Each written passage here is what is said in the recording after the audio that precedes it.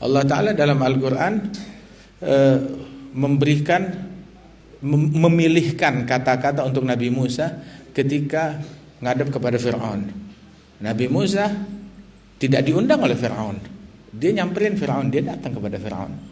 Bukan Fir'aun bilang, Musa nasihatin kita dong, Musa ayo ceramah di tempat saya mau dengar, kasih tahu aja saya, ajarin saya. Enggak, dia nyelonong aja, enggak pakai diundang, nyelonong kepada Fir'aun tanpa Fir'aun memintanya. Apalagi kalau Fir'aun meminta ya. Terus pembekalan dari Allah Ta'ala kepada Nabi Musa ketika berdakwah kepada Fir'aun, satu, kamu niat baik, berprasangka baik, barangkali Fir'aun bakal menjadi benar, bakal taubat, berharap kalau dia bakalan dapat hidayat. Tapi kalau da'inya udah pesimis, ini gak bakalan dapat hidayat, yang ada dia bukan berdakwah, yang ada dia kesana untuk mencaci maki. Tapi diajarkan Allah memerintahkan Musa untuk mengabdi, dan bentuk pengabdian Musa kepada Allah Ta'ala dengan berharap Fir'aun dapat hidayat. Itu bentuk ibadatnya Nabi Musa, berharap Fir'aun dapat hidayat. Dan Nabi Musa diganjar atas harapan tersebut, atas niat tersebut. Padahal Allah Maha tahu Fir'aun gak bakalan beriman. Allah Ta'ala bilang kepada Musa wa Harun, idhaba ila Fir'aun innahu tagha. Datanglah kepada Fir'aun, dia udah melewati batas. Orang kalau udah melewati batas itu bagaimana?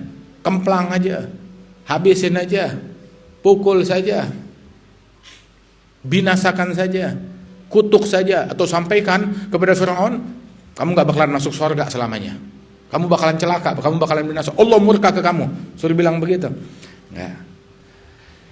Datang kepada Fir'aun, ya Musa, Harun, datang kepada Fir'aun, dia udah melewati batas. Bagaimana cara ngomong terhadap orang yang udah melewati batas? Tahu kan udah melewati batas, udah kelewatan, udah keterlaluan, udah parah.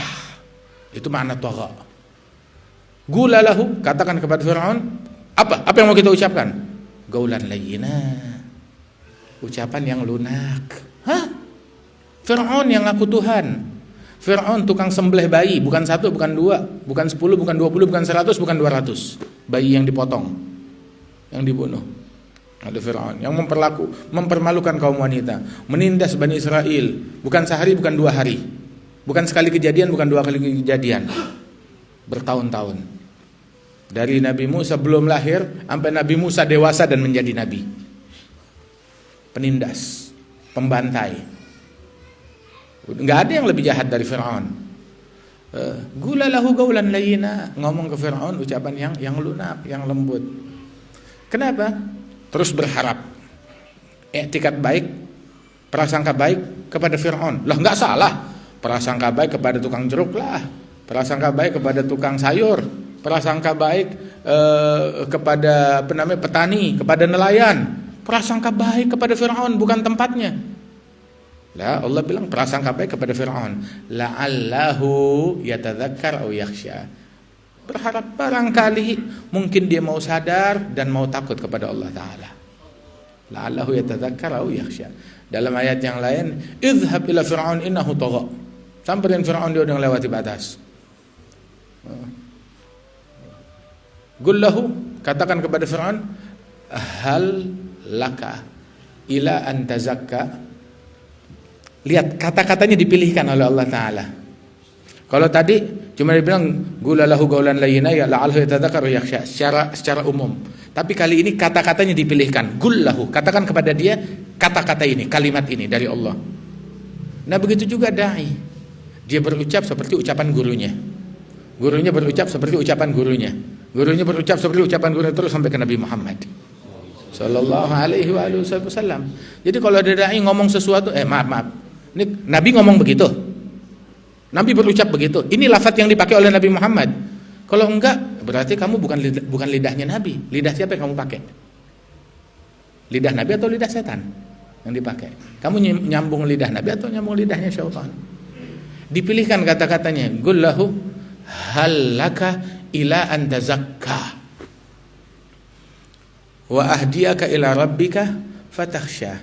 Dipilihkan kata-kata, hei Fir'aun, halaka ila an tazakka, apakah ada peluang barangkali kamu mau bersuci? halaka. Ini nih kata-kata ini santun banget. Dia nggak bilang ke Fir'aun, ya Fir'aun, tazakka, tub ilallah. Enggak. Tapi ditanya, lihat bahasa, halaka, barangkali kamu, maukah engkau? Apakah ada peluang untukmu, barangkali kamu mau bersuci? Mau bersuci. Dia bilang, Fir'aun, kamu udah kafir. Kamu musuhnya Allah. Kamu bejat. Kamu di neraka. Tobat sekarang. Nggak bilang gitu. Ya Fir'aun, halaka ila anta zakka.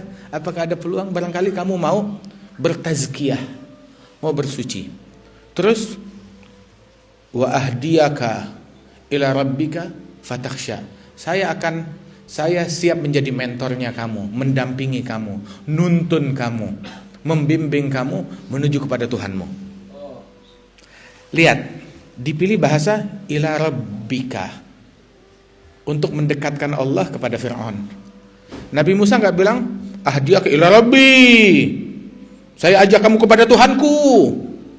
Tapi memilih bahasa pendekatan, saya mau ngajak kamu ya ke Tuhannya kamu, ke penciptanya kamu, yang ngasih nikmat kepada kamu. Begitu dinisbatkan ke Fir'aun, nih Tuhanmu, ayo. Fa ahdiyaka ila rabbika fatakhsha, agar kau takut kepada Allah Ta'ala. Dipilih bahasa untuk melakukan pendekatan pada Fir'aun. Untung dulu nggak ada provokator. Kalau nggak bakal dibilang, wah ini Musa anteknya Fir'aun nih, kong kali kong sama Fir'aun nih. Begitu. Apa bahasanya Musa nih? Apa Fir'auner? Tahu Fir'auner? Grupnya Fir'aun, pembela Fir'aun, penyokong Fir'aun. Musa mendukung penyembelihan bayi dan lain sebagainya. Lah, nggak begitu. Sebab da'i ilallah, wazifahnya dia ngajak, mengevakuasi, nyelamatin orang, nolongin orang. Ya wajar kalau orang yang dalam keadaan tenggelam, orang tuh kalau tenggelam tuh dia nggak sadar dengan apa yang terjadi, sehingga dia memberontak, mungkin memukul penyelamatnya, mungkin mencakar penyelamatnya, mungkin juga bisa nurut menggelemin penyelamatnya, berupaya begitu. Dia tidak sadar. Dan da'i hatinya harus luas, nggak bisa hatinya sempit. Kita mau terjun di medan dakwah, kalau hati kita sempit, ilmu kita sempit, pikiran kita sempit, maka nggak bisa kita terjun di medan dakwah. Luasin hati, lapangkan hati. Sebab yang kita samperin ini orang-orang, ya maaf, kalau Nabi Musa nyamperin orang-orang kayak Fir'aun. Kalau Nabi Musa bilang, idih, jijik, geli, amit-amit datang kepada Fir'aun, suruh dia datang aja kepada saya. Tapi enggak. Kamu mau mendekat kepada Allah, mengabdi kepada Allah, samperin Fir'aun, datang ke Fir'aun. Ya Rabb, apa enggak nunggu diundang aja?